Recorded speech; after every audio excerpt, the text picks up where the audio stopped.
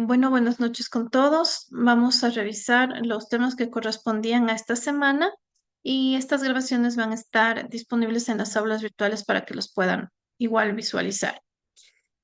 Son dos temas no muy extensos que nos tocaba en esta semana para finalizar el sílabo del primer parcial: vascularización encefálica y el sistema ventricular.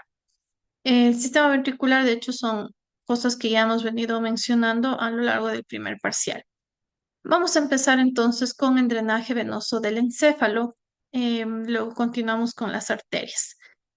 Son tres venas principales las que contribuyen al drenaje venoso del encéfalo: venas profundas, venas superficiales y los senos venosos de la dura madre. Ninguno de estos contiene válvulas.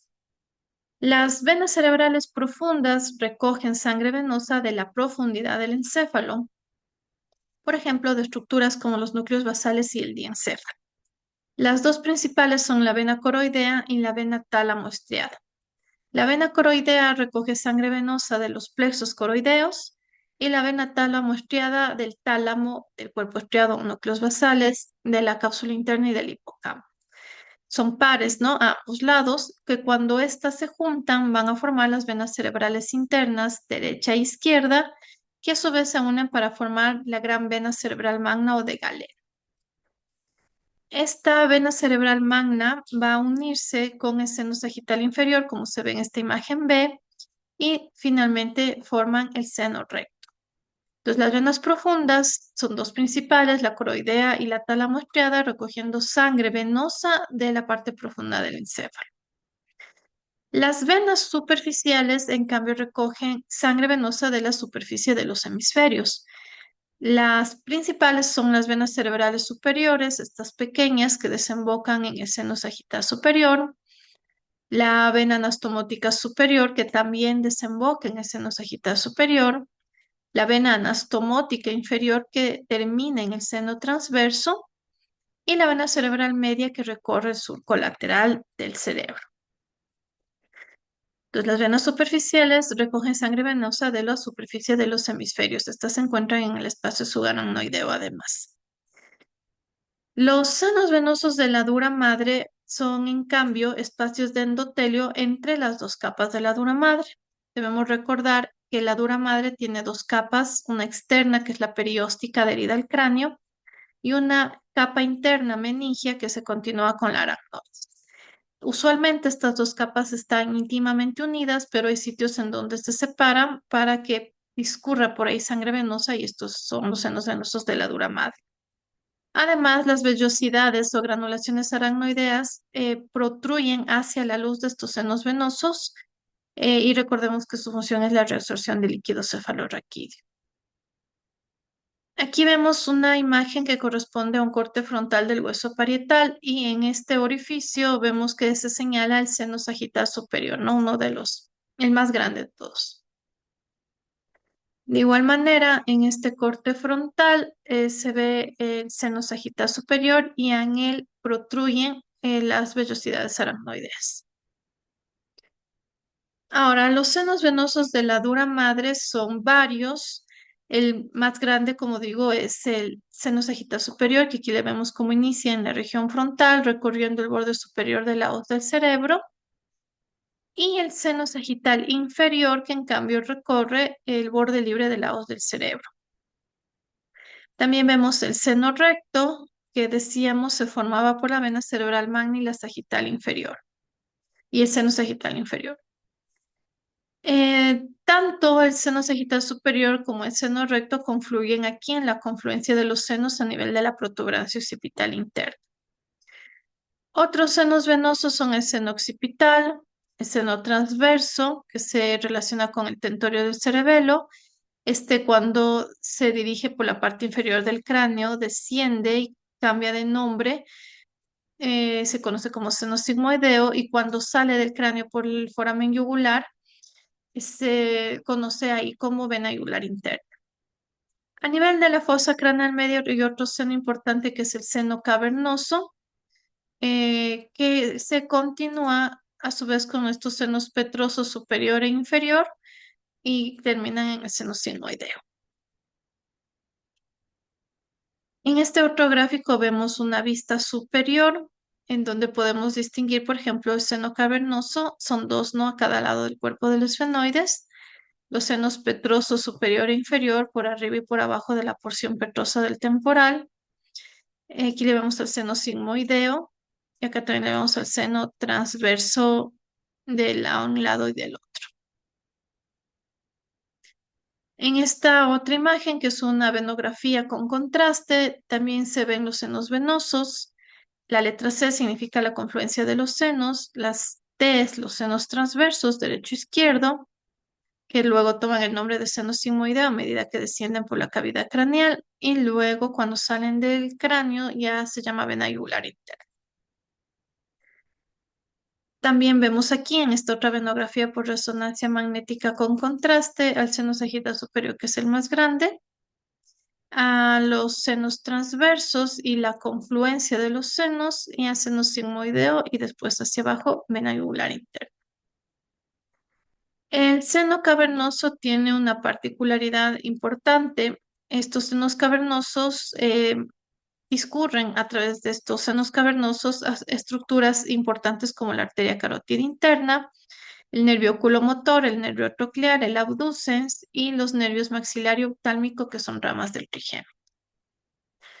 Ahora, ¿en dónde drenan las venas yugulares internas? Bueno, recordemos que las venas yugulares internas se unen con las subclavias para formar la vena brachiosfálica derecha. Después estas se unen para formar la vena cava superior, que a su vez desemboca en el atrio derecho del corazón. Por favor, revisen estos videos que les va a ayudar a reforzar este tema. Se ven algunos senos venosos de la dura madre y su relación con algunos repliegues durales. Y recordarles que esta bibliografía es de estos dos libros que pues hemos utilizado en el transcurso de este parcial. Entonces, hasta ahí sería el drenaje venoso. Ahora vamos con la irrigación arterial, que también es parte de este tema de vascularización encefálica. Ya. Entonces, cuando hablamos de la irrigación arterial del encéfalo, debemos referirnos principalmente a dos arterias, las arterias carótidas internas y las arterias vertebrales, cuyas ramas terminan en el espacio subaracnoideo. Son estas dos arterias las importantes porque ellas forman el círculo del cerebro. Las arterias carótidas internas contribuyen a formar el círculo arterial anterior y las vertebrales el círculo arterial posterior del encéfalo. Vamos primero con las arterias carótidas internas. Estas se originan de la arteria carótida común, tienen algunas colaterales, las principales son las hipofisiarias, oftálmica, coroidea anterior, comunicante posterior. Y las arterias terminales son la arteria cerebral anterior y la arteria cerebral media. Las arterias carótidas internas, como vemos en este gráfico, son ramas de la carótida común, ¿no? Recordemos que la carótida común se bifurca en carótida externa y carótida interna. La carótida interna, que es la que estamos revisando, asciende y penetra en la cavidad craneal por el conducto carotidio en la porción petrosa del hueso temporal. Discurre ya en el cráneo por el seno cavernoso, que hace un rato nombré, junto con los nervios sexto, tercero y cuarto. Y sus ramas terminales son las arterias cerebral anterior y media. Una colateral importante es la comunicante anterior, que, bueno, no colateral, sino una rama pequeña importante, une a las arterias cerebrales anteriores y es la comunicante anterior. En este gráfico podemos ver el trayecto de la carótida interna. Entonces, como asciende por el cuello, porción cervical. Luego ingresa en el cráneo hacia la porción petrosa del hueso temporal en su conducto carotídeo, entonces porción petrosa. Luego discurre por el seno cavernoso de la dura madre, entonces porción cavernosa. En este otro gráfico, de igual manera, vemos el trayecto, ¿no? Porción cervical, porción petrosa, porción cavernosa, y luego ya se dirige al cerebro, ¿no? Porción cerebral. Este gráfico también me permite ver algunas de sus colaterales que nombrábamos hace un rato, como la oftálmica, la coroidea anterior, las hipofisiarias Y es importante, muy importante acordarnos de esta colateral, que es la arteria comunicante posterior, porque esta me va a ayudar a formar el círculo arterial del cerebro. En este otro gráfico, en cambio, vamos a ver las ramas terminales de la carótida interna. La carótida interna, que está aquí, me va a dar dos ramas terminales, la arteria cerebral anterior, que vemos aquí, la derecha y la izquierda. Ambas se unen por esta arteria comunicante anterior. Estas arterias cerebrales anteriores, sin embargo, discurren hacia la región frontal por la fisura longitudinal del cerebro, irrigando sobre todo la superficie medial del cerebro. Otras ramas terminales de la carótida interna, recordemos que esta es la carótida interna, son las arterias cerebrales medias, estas gruesas de aquí, que discurren lateralmente, ingresan por el surco lateral o de Silvio para irrigar, en cambio, la superficie lateral de los hemisferios, sí, principalmente. Y aquí está esta arteria que les decía, es importante acordarnos, es la arteria comunicante posterior que forma parte del círculo arterial. Entonces, como vemos, ya se va formando esta anastomosis en forma de círculo, ¿no? Y estamos formando sobre todo la parte anterior del círculo. También es importante mencionar que la carótida interna tiene dos ramas en la cara medial del cerebro, que es la pericallosa alrededor del cuerpo calloso y la callosa marginal alrededor del giro del cíngulo. En este esquema vemos de color rosado el territorio de la cerebral anterior, que como vemos es sobre todo la superficie medial, y la arteria cerebral media, que sobre todo vemos que es la superficie lateral, ambas ramas terminales de la carótida interna.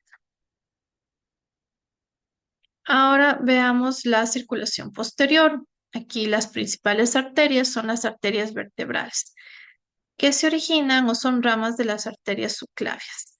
Entonces, vamos acá al gráfico. Esta es la arteria subclavia, esta es su rama, la arteria vertebral. Entonces, estas arterias vertebrales ascienden por los forámenes transversos de las primeras 6 vértebras cervicales y atraviesan el foramen magno. Estas porciones intracraneales se unen y forman la arteria basilar, cuyas ramas me van a ayudar a formar el círculo posterior del cerebro a través de sus arterias cerebrales posteriores. ¿Ya? Aquí vemos un esquema en donde se ven las arterias vertebrales, que son estas de aquí, y vemos que antes de formar la basilar dan algunas colaterales para el cerebelo principalmente, como esta cerebelosa posterior inferior. También para la médula espinal y la médula oblongada, como esta espinal anterior y ahí también espinal posterior.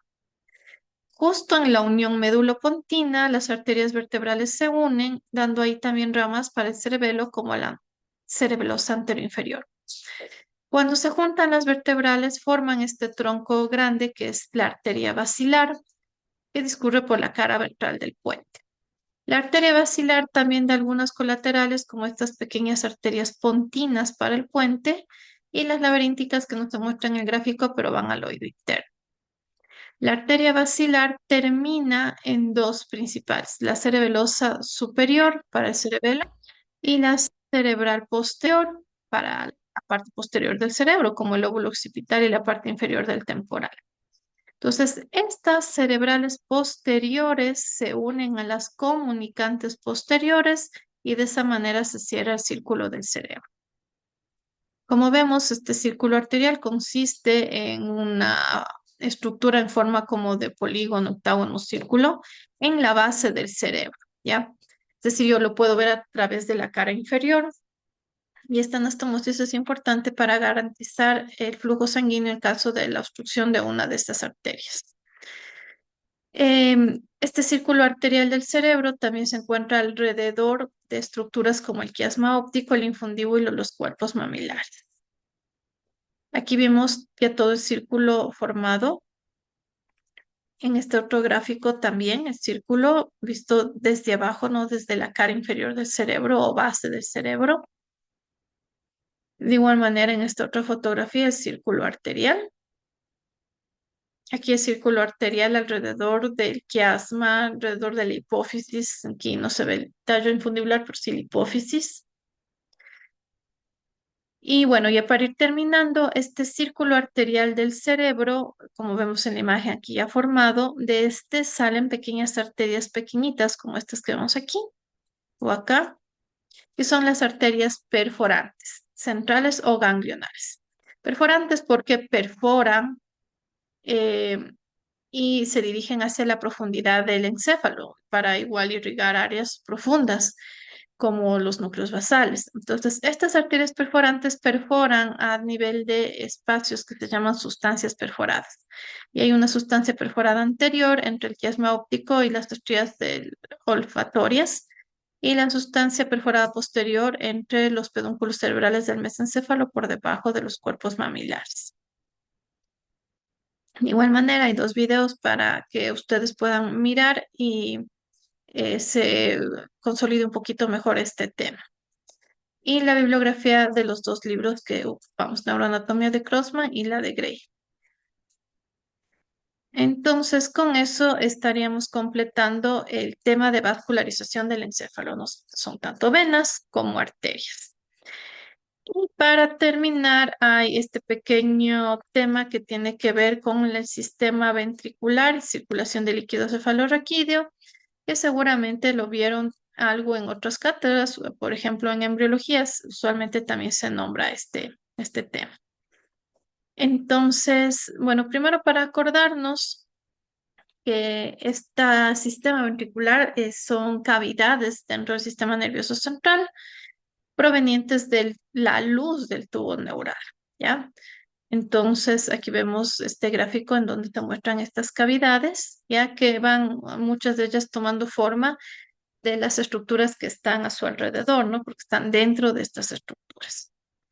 Ahora, ¿cuáles son los componentes del sistema ventricular? Como ustedes ya saben, son los ventrículos laterales, que son dos. El tercer ventrículo, unido con los ventrículos laterales a través del foramen interventricular o de Monro. El cuarto ventrículo entre el bulbo raquídeo, el puente y el cerebelo, que se une con el tercero por el acueducto mesencefálico cerebral o de Silvio. Y después se continúa hacia abajo con el conducto central de la médula espinal.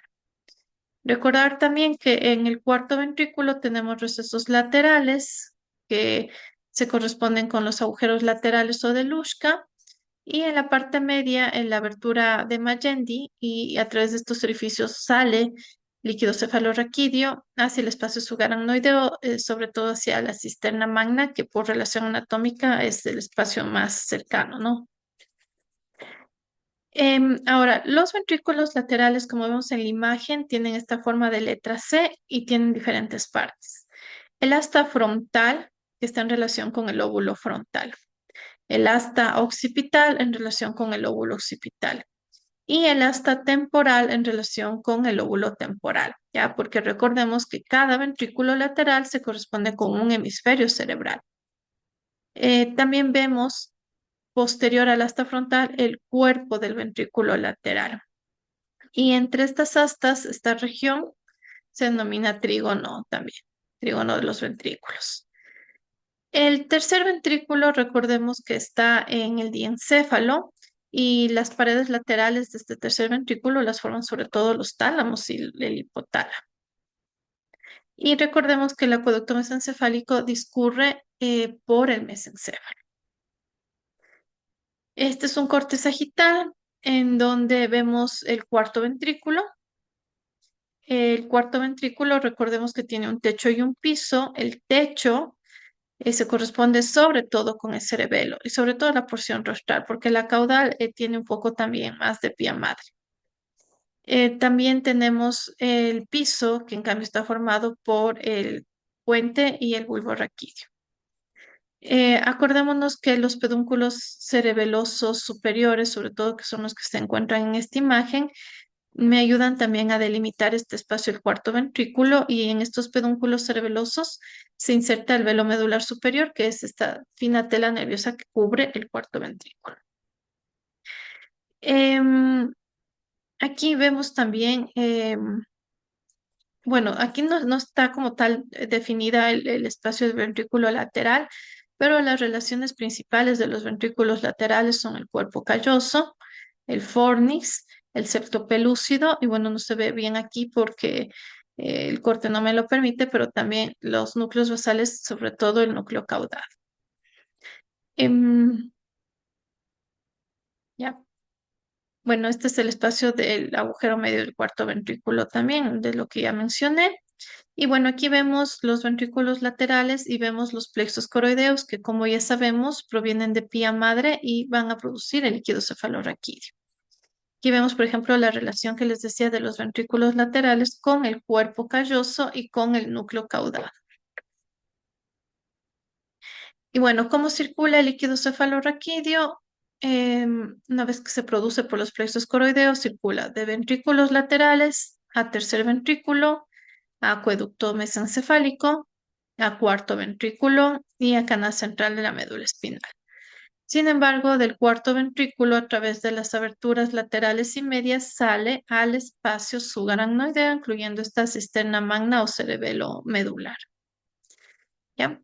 En el espacio subaracnoideo está recorriéndose este líquido cefalorraquídeo. En ciertos puntos van a ver, en cambio, las granulaciones aracnoideas que lo reabsorben hacia los senos venosos de la dura madre.